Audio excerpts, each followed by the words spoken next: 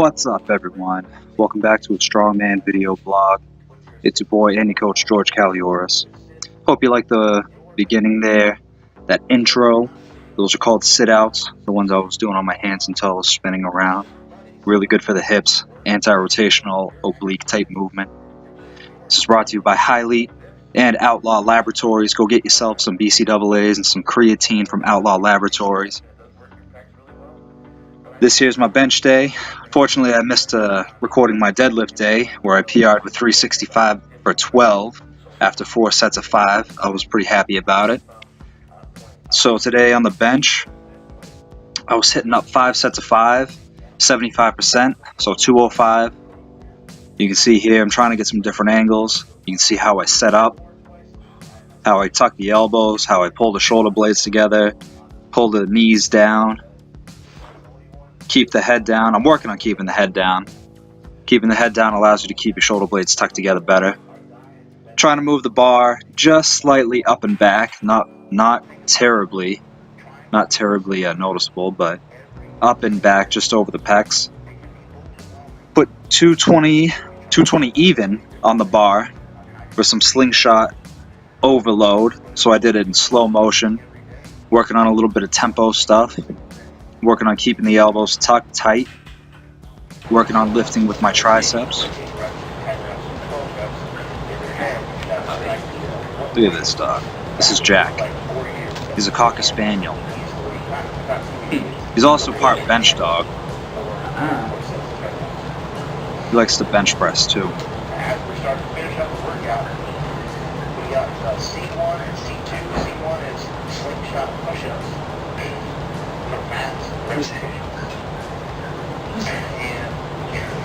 He thinks he's so darn cute.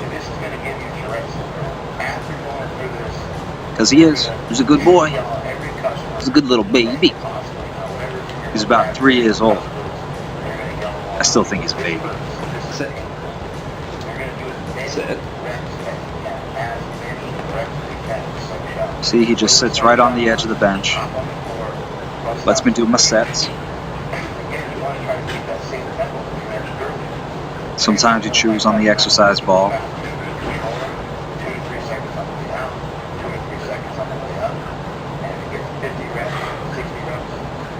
So you can see, even though I'm lowering the bar slow, I'm still trying to use a lot of force to drive the bar up. And that's really what's going to make you stronger. The slow tempo stuff might make your muscles bigger, but velocity with submaximal weights, maximal force is what's going to make you strong. Again, slow motion, tempo type work. I was super sore after this day. Ended up doing 100 push-ups after and some dumbbell press downs or dumbbell extensions and stuff. Nothing you haven't seen me do before. If you want to look, check it out. Check out my other videos about bench day. And then Monday, hit up starting my deload week, 10 sets of 10. This is the squat. This is the first set. I was feeling really stiff. Back was really stiff. I was really sore from my deadlifts. I was really sore from my bench pressing. I just couldn't shake it for probably 2 or 3 sets. After that, I started finally warming up.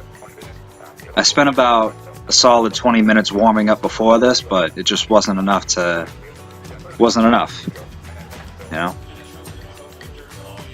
So I don't know if I was not hydrated enough, if I was undernourished, not necessarily malnourished, but undernourished. You can see, even though I'm moving a little more fluid now, that I'm barely getting the parallel. My hips were tight, my back was tight, quads were sore. It was just weird. You know, it's not something that happens all the time to me. You know, I'm a pretty stiff guy, but after I do a couple sets with the barbell, I'm usually pretty good to go.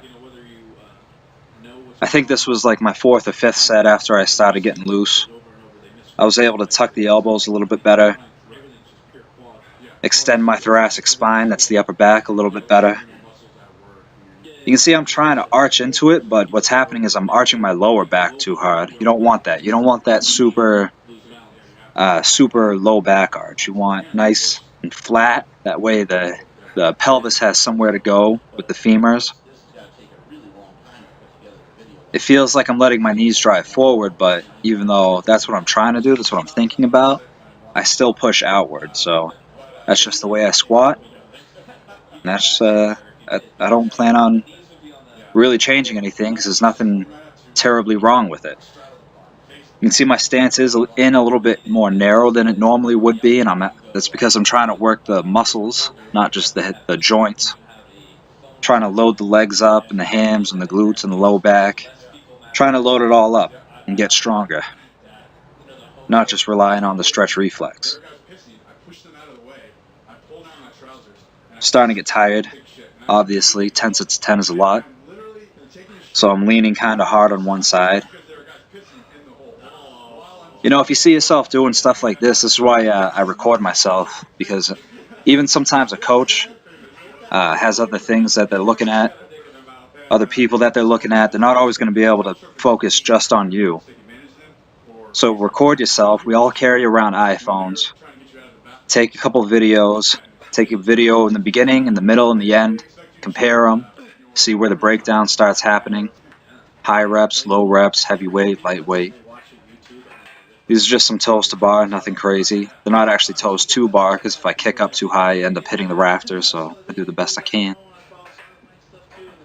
And I was supersetting those with some cable pull downs for the lats. And I finished up with some kettlebell snatches. I did 100 total. I broke it up. Normally I do 20 on each arm, 15, 10, and then 5. But I was pretty tired, so I just broke it up however I felt. And took a break when I needed to. Pushed it a little bit, but took a break when I needed to. And that's it for today, guys. Like I said, go check out Outlaw Laboratories. Looks like they got some pretty good stuff. Just picked up a sponsorship from them. And make sure you check out Highleat. Use the code in the link below. Save yourself 20%. They got some good stuff. You can see I'm all decked out in Highleat today. I love the American flag stuff, the camo stuff. Their V-necks are real nice. And that's about it, guys. I appreciate you watching.